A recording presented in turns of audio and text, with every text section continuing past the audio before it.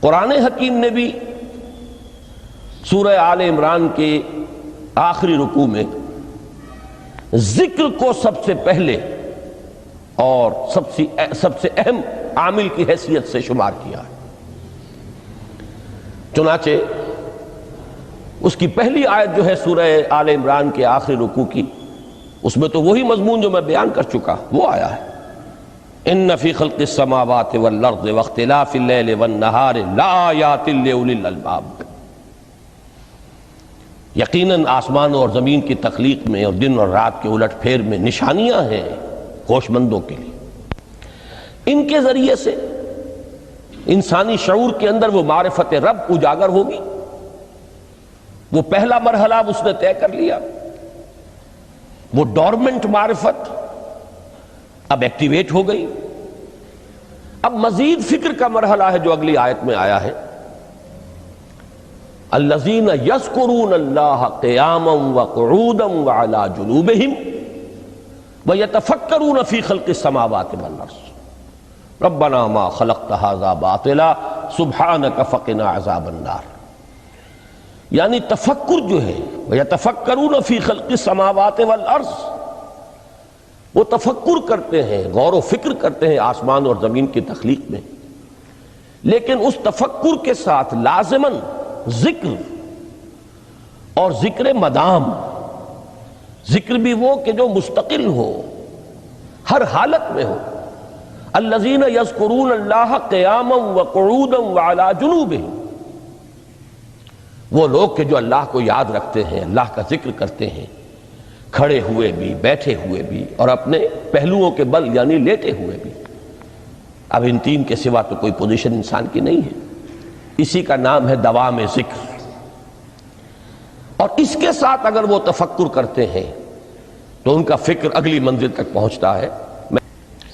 تو پہلی شے تھی فکر انسانی کی صحیح رخ پر مزید پیش قدمی اور پیش رفت، اور اس کے لیے لازم ہے ذکر و فکر کا امتزاج۔ دوسری چیز کو لیجئے عمل کی درستی۔ اس عمل کی درستی کے لیے اللہ تعالیٰ کے ساتھ ایک گہرے تعلق کی ضرورت ہے، اس لیے کہ صبر کی بحث میں یہ مضامین شاید آپ کے سامنے آ گئے ہوں کہ صبر، جہاں مصیبت پر صبر ہوتا ہے، تکلیف پر صبر ہوتا ہے، اللہ کے احکام پر جمنا یہ بھی صبر ہے، نفس کی خواہشات کی باغ کو تھام کر رکھنا، کھینچ کر رکھنا یہ بھی صبر ہے، اور استقامت کسی شے پر قائم رہنا یہ بھی صبر ہے۔ تو عمل صحیح پر استقامت کے لیے وَاصْبِرْ وَمَا صَبْرُكَ إِلَّا بِاللَّهِ، اس صبر کی سب سے اہم جو بنیاد ہے، اس کا جو سب سے بڑا ذریعہ ہے، اس کا جو سب سے بڑا سہارا ہے، وَمَا صَبْرُكَ إِلَّا بِاللَّهِ، اس کے لیے ضرورت ہے ایک گہرے تعلق کی کہ اللہ کے ساتھ ایک ایسا تعلق برقرار رہے جو نہ صرف گہرا ہو بلکہ دائم و قائم ہو، مسلسل۔ ذرا ذہول ہوگا، تعلق مع اللہ میں ذرا کمی آئے گی، شیطان کا وار کاری ہو جائے گا۔ اسی کو حضور نے حدیث میں یوں تعبیر کیا ہے تمثیلاً کہ جو دل اللہ کی یاد سے غافل ہے، اس پر فارسی کا وہ مقولہ بھی ہے کہ خانہ خالی را دیو می گیرت، گھر خالی رہے تو جنات اس پر دیو جو ہے آ کر قبضہ جما لیتے ہیں۔ تو خانہ قلب جو ہے اگر یاد خدا بندی سے خالی ہو گیا تو شیطان ابلیس لعین اپنی تھوتنی ٹکا دیتا ہے۔ یہ لفظ آتا ہے سور کے منہ کے لیے تھوتنی، جس طرح اس کا نکلا ہوا سا منہ ہوتا ہے آگے، تو یہ لفظ استعمال کیا گیا کہ وہ اپنی تھوتنی انسان کے دل پر جما کر اور پھونکے مارنی شروع کر دیتا ہے۔ تو شیطان کو موقع ہی تب ملتا ہے جب انسان کے تعلق مع اللہ کے اندر کمی ہو، وہ خانہ بالکل خالی ہو گیا ہو یا اتنا ضعیف ہو گیا ہو کہ کل عدم ہو جائے، گویا کہ نہیں۔ تیسری چیز کی طرف آئیے روحانی ترقی، روحانی ترقی کے لیے میں ایک اصطلاح کے سامنے لا رہا ہوں، اس سے مراد کیا ہے؟ روحانی ترقی کے لیے ہماری دینی اصطلاح ہے تقرب الی اللہ، اللہ سے قریب تر ہوتے چلے جانا۔ اس پر میرا ایک کتابچہ بھی ہے، تقرب الی اللہ کے 2 مدارج، 2 درجے، جو در حقیقت ایک حدیث نبوی علیہ الصلوۃ والسلام ہی پر مبنی ہے کہ حضور نے ایک درجہ قرار دیا ہے تقرب بالفرائض، فرائض کے ذریعے سے انسان اللہ کا قرب حاصل کرے۔ ایک ہے تقرب بالنوافل، نوافل کے ذریعے سے اللہ کا قرب حاصل کرے۔ ان میں کیا نسبت و تناسب ہے، اہمیت کے اعتبار سے کون بڑھ کر ہے، بلندی کے اعتبار سے کون بڑھ کر ہے، یہ تمام مسائل میں نے اپنی اس تقریر میں بیان کیے تھے جو اس کتابچے میں شائع ہوئی ہے۔ اس وقت میں اس کی تفصیل میں نہیں جا رہا، صرف یہ تذکرہ اس لیے کر رہا ہوں کہ جن کو بھی خواہش ہو جائے وہ اس کا مطالعہ کرے۔ ہماری اس وقت کی گفتگو سے وہ کتابچہ اس جگہ پر منسلک ہوگا۔ تو تقرب الی اللہ، یہ تقرب کوئی فزیکل فینومینن نہیں ہے، جسمانی یا مادی مسئلہ نہیں ہے۔ اللہ سے قرب یہ نہیں ہے کہ کوئی کروڑوں میل کا فاصلہ ہے، اب ہمیں کوئی رسی پر چڑھنا ہے اوپر بڑی محنت اور مشقت سے، فصل تو ہے ہی نہیں، فاصلہ ہے ہی نہیں، بعد ہے ہی نہیں۔ نحن اقرب الیہ من حبل الورید، ہم تو انسان سے اس کی شہرگ سے بھی زیادہ قریب ہیں۔ ہوا معکم اینما کنتم، وہ تو تمہارے ساتھ ہی ہوتا ہے جہاں کہیں بھی تم ہو، بس صرف یہ کہ تمہاری توجہ نہیں ہوتی، تم اور چیزوں میں مشغول و مصروف رہتے ہو، تم ہماری طرف دھیان ہی نہیں دیتے، تم ہماری طرف متوجہ ہی نہیں ہوتے۔ ہم تو مائل بے کرم ہیں، کوئی سائل ہی نہیں، راہ دکھلائیں کسے رہنو منزل ہی نہیں۔ انسان جب متوجہ ہو جاتا ہے اور بڑھتا ہے، آگے پیش قدمی کرتا ہے روحانی اعتبار سے، تو یہ ہے در حقیقت تقرب الی اللہ، اور اسی کو ہم کہیں گے روحانی ترقی۔ اب ان 3 چیزوں کو اگر آپ نے ذہن میں جما لیا، پھر میری بات کی ترتیب اس کو ذہن میں قائم کیجئے۔ ہم چلے کہاں سے؟ کہ دین کے ساتھ اصل مناسبت فلسفے کی نہیں، حکمت کی۔ نمبر 2، حکمت قرآنی کا پہلا اور اہم ترین اور بنیادی مسئلہ معرفت رب کا حصول ہے، اس کا نتیجہ شکر خداوندی ہے، اس کا ذریعہ آیات آفاقی، آیات انفسی، اور سب سے بڑھ کر آیات قرآنیہ ہیں جو الذکر ہے، جو تذکرہ ہے، جو ذکرہ ہے۔ لیکن اس پہلے مرحلے کو اگر کوئی انسان بفضل ہی تعالی، اللہ کے فضل و کرم سے طے کر لے، اب اس کے سامنے 3 مسئلے، فکر کی مزید پیش رفت، مزید پیش قدمی صحیح رخ پر، اس کے لیے ذکر اور فکر دونوں کا امتزاج لازمی ہے۔ فقر قرآن اختلاط ذکر و فکر، الذین یذکرون اللہ قیاما وقعودا وعلی جنوبہم ویتفکرون فی خلق السماوات والارض۔ دوسری شے عمل کا درست رہنا، نہ افراط و تفریط ہو، عدم توازن ہو، نہ انسان نفس سے مغلوب ہو جائے، نہ انسان جذبات کی رو میں اندھا ہو جائے، نہ انسان ماحول سے مرعوب ہو کر متاثر ہو جائے، صحیح رخ پر اس کا عمل۔ نمبر 3، روحانی ترقی، جو اصل حاصل ہے، جو اصل مقصود ہے۔ نمبر 2 چیز کے لیے تعلق مع اللہ ضروری، نمبر 3 کے لیے تقرب الی اللہ ضروری۔ اب غور کیجئے، ان تینوں چیزوں کا بڑا گہرا تعلق ہے نماز کے ساتھ۔ ان تینوں کے لیے ستون کی حیثیت نماز کو ہے، لہذا ایمان کے بعد یا معرفت رب کے بعد حکمت دین کا اہم ترین مسئلہ نماز، صلاۃ۔ اس لیے کہ ایک طرف یہ انسان کو اللہ کے ساتھ ایک گہرے تعلق کا ذریعہ فراہم کرتی ہے، اپنے تمام مصروفیات میں سے ان مشغولیتوں میں جن میں گم ہونے کا خدشہ ہوتا ہے، نکلو۔ 24 گھنٹے کے معمولات میں سے کم 5 مرتبہ تو لازماً نکلو، اور اپنے آپ کو ذرا، اپنے حواس کو بھی، اپنی باطنی کیفیات کو بھی ذرا تازہ کرو۔ اگر کوئی گندگی، نجاست، کسی طرح کی ناپاکی کا کوئی معاملہ ہے، طہارت حاصل کرو۔ طہارت سے تمہارے اندر روح کو بھی بالیدگی ہوگی، تمہارے حواس بھی تازہ ہوں گے، تم گویا کہ بحیثیت کل تمہاری ہستی چاق و چوبند ہو جائے گی۔ وہ کسل، وہ سستیاں، وہ جو ایک کثافتیں ہوتی ہیں، ان سب سے نجات حاصل کرو، اور اب اپنے رب کے حضور میں کھڑے ہو جاؤ، اس کے ساتھ اپنا عہد بھی تازہ کرو، اس کی اہم صفات کو بھی اپنے ذہن میں پھر مستحضر کرو۔ یہی وجہ ہے، دیکھیے میں نے جو آیات آپ کو شروع میں سنائی تھی، سورہ لقمان کی 2 آیتیں،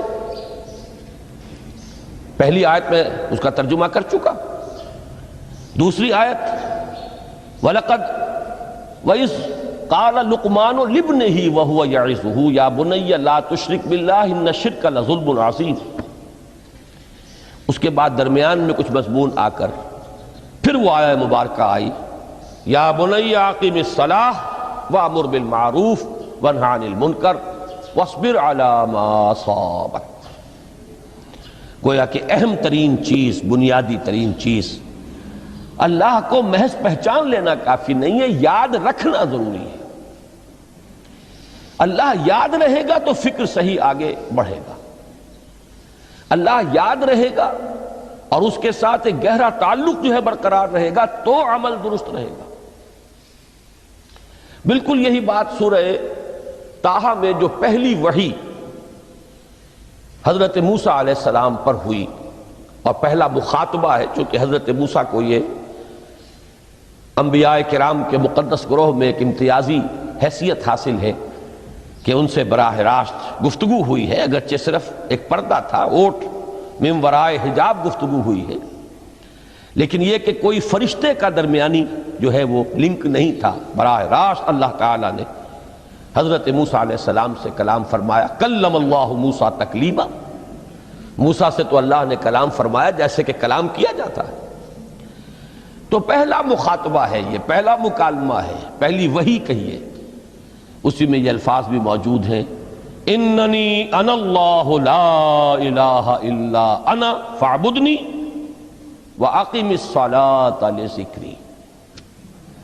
یہ گویا کہ حکمت قرآنی کا ایک بہت بڑا خزانہ ہے یہ آیت مبارکہ، کہ خود حضرت موسیٰ علیہ السلام کو جو ہدایت دی جا رہی ہے، میں ہوں، میں اللہ، اننی انا اللہ لا الہ الا انا، میرے سوا کوئی معبود نہیں، فاعبدنی، بس میری بندگی، میری عبادت، میری پرستش، میری محبت، اس کو اختیار کرو۔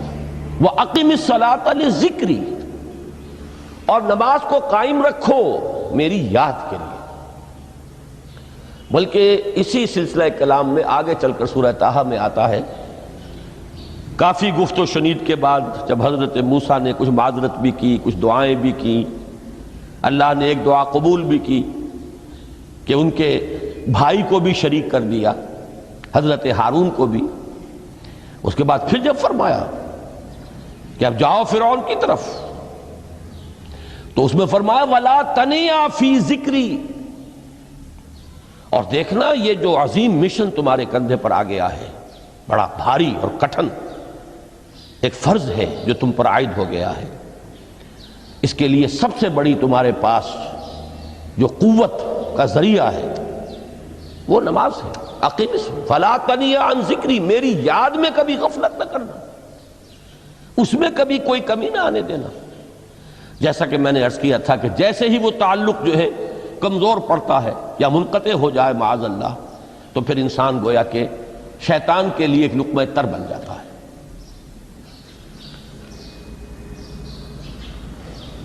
اب آپ غور کیجئے، تیسری شے تقرب الی اللہ، اس کے حوالے سے بھی جو فرائض اور نوافل کی بات ہے اس کو اس وقت ذہن سے نکال کر یہ سمجھیے کہ اس میں نماز کا کیا مقام ہے، اس لیے کہ نماز فرض بھی ہے، نماز نفل بھی ہے، وہ تو ان دونوں میں شریک ہو جائے گی۔ اب اس کو لفظ صلاۃ کے حوالے سے آپ ان دونوں چیزوں کو سمجھیے۔ صاد لام واو یا یہ چونکہ حروف علت ایک دوسرے سے بدلتے رہتے ہیں، یہ جو مادہ ہے اس کی جو خالص لغوی اصل ہے، جو خالص عربی زبان میں اس کا بنیادی مفہوم ہے، وہ آگ جلانا یا آگ تاپنا یا آگ سینکنا، حرارت حاصل کرنا۔ لہذا بار بار آتا ہے جہنم کے ذکر میں، اسلوہا، اب جلو اس میں، تاپو اس کو، یہ سینکے گی تمہیں۔ بلکہ تفتلون کا لفظ آیا ہے حضرت موسیٰ کے کلام میں، جب وہ گئے تھے کوہ طور پر، جب پہنچ گئے تو تھے آگ تک کی تلاش میں، لعلکم تفتلون، تو اپنے اہل خانہ سے یہی کہا تھا کہ مجھے کہیں وہ روشنی نظر آ رہی ہے، غالباً کوئی وہاں سے آگ مل سکے گی، ورنہ یہ کہ کوئی رہنمائی کو رستہ مجھے مل سکے گا، میں وہ آگ لے آؤں گا، کوئی چنگاری وہاں سے لے آؤں، لعلکم تفتلون، تاکہ تم، اب یہ اصطلاح در حقیقت باب افتعال ہے، اور یہ تے یہاں پر توئے کی شکل اختیار کر گئی، تا نے توبن کی صورت اختیار کی صاد کی وجہ سے۔ بہرحال اس کا سب سے بنیادی مفہوم جو ہے وہ ہے تاپنا، سکائی حاصل کرنا، حرارت۔ اس کے حوالے سے سمجھ لیجئے کہ سب سے بنیادی تعلق اس کا جو ہے وہ روح کے ساتھ ہے۔ روح میں محبت خداوندی کی آگ اگر ٹھنڈی پڑ گئی ہو، اگر محبت خداوندی کی حرارت میں کمی ہو رہی ہو، تو اس کو اثر نو، جس کو کہ میں آج سوچ رہا تھا تو ایک لفظ ذہن میں آیا کہ جیسے بیٹری اس کو ریچارج کیا جاتا ہے، اسی طریقے سے روح کے اندر محبت خداوندی کی اس حرارت کو اثر نو تازہ کرنا، یہ ہے در حقیقت نماز کا اصل مقصد۔ اس لیے کہ اس لفظ کا بنیادی مفہوم، اصل لغوی مفہوم تو یہ، اگرچہ اس کا سب سے زیادہ کثرت سے جو استعمال ہوتا ہے، اور لفظ صلاۃ جس سے در حقیقت جس تصور پر مبنی ہے وہ ہے اقدام، کسی کی طرف متوجہ ہونا اور پھر دعا۔ صلاۃ کا سب سے قریبی مفہوم لفظی جب بیان کیا جائے گا، اس سے مراد، اس کے معنی، تو دعا اس میں اہم ترین ہے۔ کسی کی طرف توجہ کرنا، مناجات کرنا، گفتگو کرنا، مخاطبہ، مکالمہ، دعا، یہ در حقیقت صلاۃ کا سب سے بڑا اصطلاحی مفہوم ہے۔ لیکن جو اس کا مادہ ہے، صاد لام واو یا صاد لام یا، اس کا اصل مفہوم جو ہے وہ تاپنا، حرارت حاصل کرنا۔ تو ان دونوں کے حوالے سے عرض کر رہا ہوں، وہ تاپنا اور حرارت حاصل کرنا وہ ہے روح کے اعتبار سے۔ وہ جو کہا اقبال نے کہ بجھی عشق کی آگ اندھیر ہے، مسلمان نہیں راہ کا ڈھیر۔ یہ عشق کی آگ جب بجھ جاتی ہے، در حقیقت یہی تو انسان کی روحانی موت ہے۔ جب یہ نہ رہے تو چاہے منطق میں بہت انسان ماہر ہو، مجھے اقبال کا ایک شعر یاد آیا، تقابل کرتے ہوئے ایک انسان محکوم اور ایک انسان حر، آزاد انسان، ان کی نفسیات میں جو بنیادی فرق علامہ اقبال نے مختلف مواقع پر بیان کیے ہیں۔ محکوم ہے بیگانہ اخلاص و مروت، ہر چند کے منطق کی دلیلوں میں ہے چالاک۔ تو منطق کی دلیلوں میں انسان چالاک ہو جائے اور وہ لغت ہائے حجازی کا وہ ایک خزانہ بن جائے، اسے تمام الفاظ کے معنی یاد ہو، وہ بڑے مسائل فقہ کے اسے ازبر ہو، جزیات، بے انتہا جزیات جو ہیں وہ مستحضر ہو، فلسفے کے بڑے بڑے مسئلے اس نے حل کر لیے ہوں، لیکن اگر روح میں وہ اللہ کی محبت کی آگ نہیں ہے، وہ تپش نہیں، بجھی عشق کی آگ اندھیر ہے، مسلمان نہیں راہ کا ڈھیر۔ اسی کے حوالے سے آج مجھے یاد آیا تھا کہ وہ جو بڑی سادہ سی ایک نظم ہے، اللہ تعالیٰ سے دعا، یا رب دل مسلم کو وہ زندہ تمنا دے، اس میں بھی جو الفاظ آئے ہیں جو روح کو گرما دے اور قلب کو تڑپا دے، یہ ہے اصل جو مقصود ہے نماز کا۔ اور یہی وہ چیز ہے جیسا کہ میں نے عرض کیا تھا کہ نگاہوں سے اوجھل، یہ پہلو سامنے ہے ہی نہیں۔ دوسرا پہلو سامنے ہے، اور وہ بھی میرے نزدیک بہت اہم ہے، بہت بنیادی ہے، اس میں کوئی شک نہیں، لیکن یہ ہے بلند ترین منزل کہ تقرب الی اللہ، اس کے لیے در حقیقت یہ کس لیے درکار ہے؟ روح کے اندر عشق کی حرارت اور گرمی تازہ ہو جائے۔ بسا اوقات یہ اندر دب جاتی ہے، جیسے انگارہ ہوتا ہے آگ کا، اس کے اوپر خاک اور راکھ آ جاتی ہے، اندر کچھ ہوتی ہے، آگ دبی ہوئی سمجھ، آگ بجھی ہوئی نہ جان، اس دبی ہوئی آگ کو پھر ایک شعلہ بنانا، پھر اس کے اندر ایک حیات تازہ پیدا کرنا، یہ ہے نماز کا اہم ترین اور بلند ترین مقصد۔ لیکن اس کے ساتھ ہی اس نماز میں ذکر ہونا، اس کا یہ ذکر ہے، اور ذکر کی جب میں فہرست بیان کیا کرتا ہوں بہت سے حضرات کے سامنے ہوگا کہ ذکر کا در حقیقت مفہوم ہے استحضار اللہ فی القلب۔ ہمارے ہاں غلطی سے جو ذرائع ذکر ہیں انہیں ذکر قرار دے دیا گیا ہے۔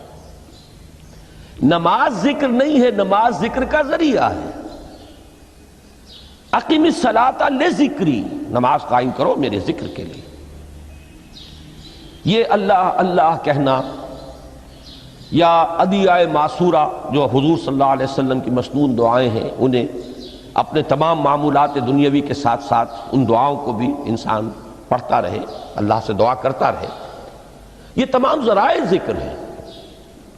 سبحان اللہ الحمدللہ الحمدللہ، اس کا آپ ورد کیجئے، یہ بھی ذریعہ ذکر ہے۔ حقیقت میں ذکر ہے استحضار اللہ فی القلب، اللہ کو دل میں لے آنا،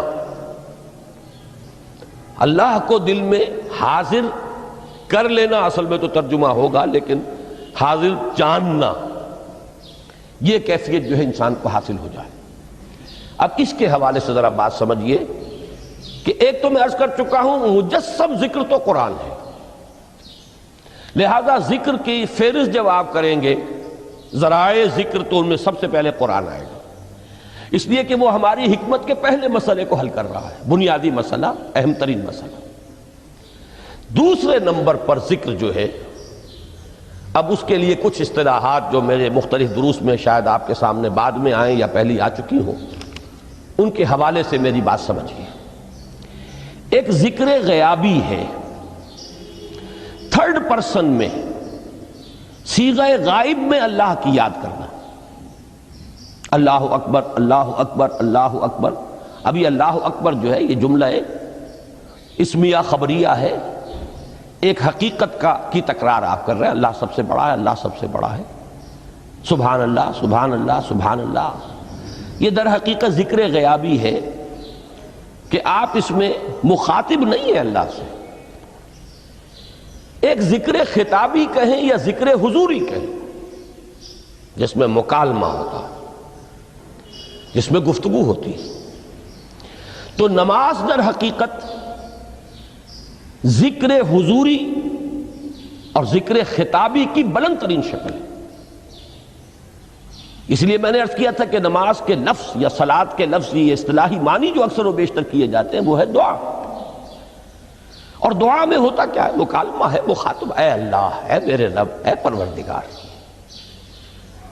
پھر یہ کہ اس میں اقدام اور کسی کی طرف متوجہ ہونا، یہی وجہ ہے کہ افتتاح صلاۃ، نماز کو شروع کرنے کے لیے ایک تو وہ الفاظ جو قرآن مجید میں آئے ہیں، انی وجہت وجہی للذی فطر السماوات والارض حنیفا وما انا من المشرکین، یہ ہے توجہ کا ارتکاز، بشرطے کہ یہ صرف الفاظ ہی نہ نکل رہے ہوں، واقعتاً یہ تعبیر ہو اس وقت کی انسان کی نفسیاتی کیفیت کی، کہ شعوری طور پر وہ فیصلہ کرتا ہے کہ اب میں منقطع ہو رہا ہوں، ہر چہار طرف سے اپنی توجہ کو ہٹا کر، ہر مسئلے سے اپنے آپ کو خالی و ذہن کر کے یعنی ظاہری اور باطنی دونوں اعتبار سے میں اپنی توجہ کا ارتکاز کر رہا ہوں اس ذات کی طرف جس نے آسمانوں اور زمین کو پیدا کیا، اور بالکل یکسو ہو کر رہا ہوں۔ انی وجہت وجہی للذی فطر السماوات والارض حنیفا وما انا من المشرکین۔ اور دوسری وہ جو دعا جس سے ہم افتتاح کرتے ہیں اپنی نماز کا، دیکھیں اس میں خطاب کا کس قدر اہتمام، وہاں سبحان اللہ نہیں ہے، سبحانک اللہم، پاک ہے تو اے رب ہمارے، وبحمدک وتبارک اسمک وتعالی جدک۔ اب آپ غور کر رہے ہیں، یہ ہے تخاطب، براہ راست مخاطب ہونا شروع ہو رہی ہے۔ تو سب سے پہلی بات تو یہ ہوئی کہ ذکر کی ایک شکل ہے ذکر غیابی، دوسری ذکر حضوری، اور ذکر حضوری یا ذکر خطابی کی بلند ترین منزل، بلند ترین اس کا ذریعہ نماز۔ اس کو ایک پہلو سے اور سمجھ لیجئے، سورہ فاتحہ جب پھر ہم پڑھتے ہیں جسے الصلاۃ کہا گیا ہے، جو لب لباب ہے، خلاصہ ہے، اس میں پھر تدریجاً غیاب سے حضور کی طرف پیش قدمی ہوتی ہے۔ الحمدللہ رب العالمین الرحمن الرحیم مالک یوم الدین، یہ ذکر غیابی ہے، اس میں ابھی خطاب نہیں آیا، یہ وہی جملہ اسمیہ ہے۔ کل تعریف اس اللہ کے لیے ہے جو تمام جہانوں کا پروردگار ہے، مالک ہے، جو رحمان ہے، رحیم ہے، جزا و سزا کے دن کا مختار و مالک ہے۔ اب یہ غیاب سے حضور کی طرف، ایاک نعبد و ایاک نستعین اہدنا الصراط المستقیم، یہ ہے وہ۔ اب پہلے ایک معاہدہ ہے، ایک اقرار ہے، اعتراف ہے، وعدہ ہے، اور پھر دعا ہے، استدعا ہے کہ حضور نے فرمایا، یقول اللہ تعالی، اللہ یہ فرماتا ہے، اسی لیے اس کو حدیث قدسی کہیں گے۔ قسمت الصلاۃ بینی و بین عبدی نصفین، میں نے نماز کو اپنے اور اپنے بندے کے مابین آدھا آدھا تقسیم کر دیا ہے۔ اب یہاں تک تو جملہ ہے اللہ کا، یہ ہے حدیث قدسی۔ اب آگے جو ہے نریشن اس کی جو ہے حضور صلی اللہ علیہ وسلم کی جانب سے ہے، یعنی خبر دے رہے ہیں وہ اللہ کی طرف سے ہی۔ ویسے تو تمام احادیث ہی گویا کہ ہم سمجھتے ہیں انسپائرڈ تو اللہ کی طرف سے ہی ہے، لیکن یہ کہ جہاں صراحت ہو کہ اللہ کہتا ہے وہ حدیث قدسی ہے۔ تو یقول اللہ تعالی قسمت الصلاۃ بینی و بین عبدی نصفین، یہاں تک تو حدیث قدسی ہے۔ اب دوسری عام حدیث ہے، اذا قال العبد الحمد للہ رب العالمین یقول اللہ تعالی حمدنی عبدی، جب بندہ کہتا ہے الحمدللہ رب العالمین، پروردگار کہتا ہے میرے بندے نے میری حمد کی۔ جب بندہ کہتا ہے الرحمن الرحیم، پروردگار فرماتا ہے اثنا علی عبدی، میرے بندے نے میری ثنا کی، بڑی تعریف کی۔ جب بندہ کہتا ہے مالک یوم الدین، اللہ فرماتا ہے مجدنی عبدی، میرے بندے نے میری بڑی بزرگی بیان کی ہے، تمجید کی ہے۔ پھر جب بندہ کہتا ہے ایاک نعبد و ایاک نستعین، اللہ فرماتا ہے ھذا ما بینی و بین عبدی ولعبدی ما سأل، یہ ہے میرے اور میرے بندے کے درمیان۔ یہ تو معاہدہ ہے نا، معاہدے میں تو دو فریق جکڑے جاتے ہیں،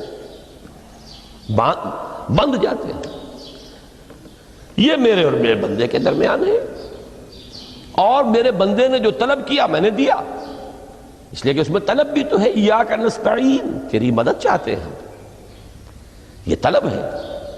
اسی کی شرح ہے جو اب آخری تین آیتیں ہیں، پروردگار ہم تیری مدد چاہتے ہیں، پروردگار ہم تیری ہی بندگی کرتے ہیں اور کریں گے، اور تیری ہی مدد چاہتے ہیں، چاہیں گے۔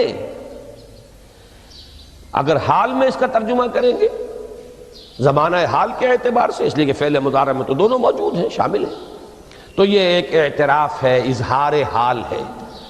اللہ کرے کہ وہ واقعتاً صحیح اظہار حال ہو، ہم واقعی اللہ کی بندگی کرتے ہوئے یہ کہیں کہ ایاک نعبد، ورنہ اگر ہماری اصل صورتحال سے وہ مطابق